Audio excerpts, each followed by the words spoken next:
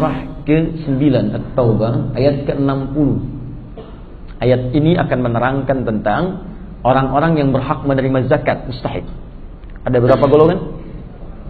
8 golongan. 8 ini ketika disebutkan oleh Allah dalam Al-Quran dibuka dengan kalimat innama. Innama sadaqatu lil fuqara.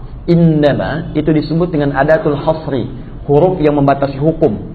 Jadi kalau satu ayat dibuka dengan kalimat innama, maka hukum ayat itu hanya berlaku, informasinya diikat oleh ayat itu saja, tidak boleh keluar dari hukum ayatnya. Allah menyebutkan innamas sadaqatu. Lihat penerjemahannya, zakat itu hanya boleh dikeluarkan, hanya boleh pada golongan-golongan berikut. Lil fuqara, orang-orang fakir. Wal masakin, golongan miskin. Wal amilina 'alaiha, orang yang fokus untuk mengelola zakat sehingga dia tidak mengerjakan pekerjaan-pekerjaan lain. Jadi bukan nyambi di sini.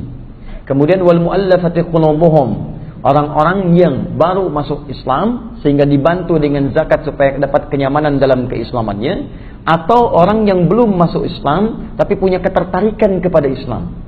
Dia sering baca-baca tentang Islam, dia sering ikuti ceramah tentang keislaman, dia sering tanya-tanya. Anda boleh berikan bagian dari zakat berupa fasilitas-fasilitas tertentu, buku-buku Islam, majalah Islam, CD Islam yang membantu dia menguatkan keyakinannya terhadap Islam sampai dia bersyahadat. Kemudian wafir riqab, perbudakan, sekarang sudah tidak ada.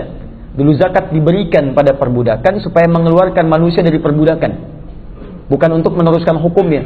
Yunani ada perbudakan, Romawi ada perbudakan. Ketika datang Islam, perbudakan itu akan dihapuskan.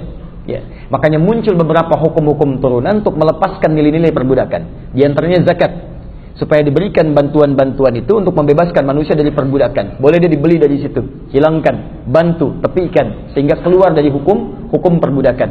Ketika seorang tuan merdeka menikah dengan budak, maka dalam hukum Islam anaknya jadi merdeka. Ya, status itu sengaja diberikan supaya melepaskan turunan perbudakan dari situ, sehingga Islam datang, perbudakan hilang.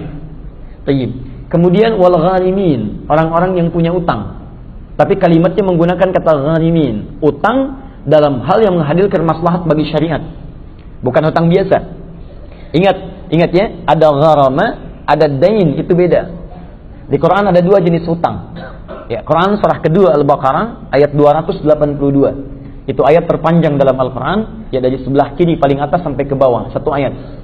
Ayat itu dibuka dengan kalimat utang piutang. Ya ayyuhalladzina amanu idza tadayantum bidain. Dain itu utang umum secara urusan kemanusiaan.